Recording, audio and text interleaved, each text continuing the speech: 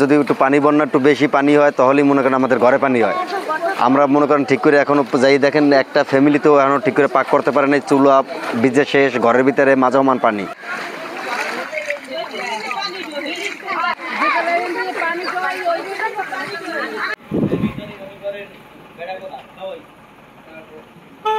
চুলা পা সব তলাই গেছে, রান্না বাড়া কিছু করতে পারি নাই, ঘর দুয়ার সব বাচ্চা কাচ্চা লইয়ে অনেক কষ্ট করতে আছি। এখন তো কোনো খাবার দাবার কোনো সিদ্ধান্ত কিছু করতে আমরা পারি নাই।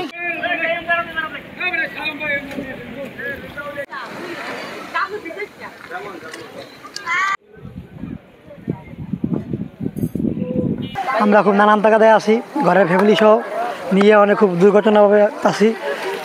ঘরে ঠিক মতো আমরা খাওয়া দাওয়া করতে পারতেছি না, রান্না বান্না করতে পারতেছি না। ঠিক আছে, প্রতি বছরই এই কাজেই হয়, আমরা এটা থেকে আর কি ব্যস্ত আছি।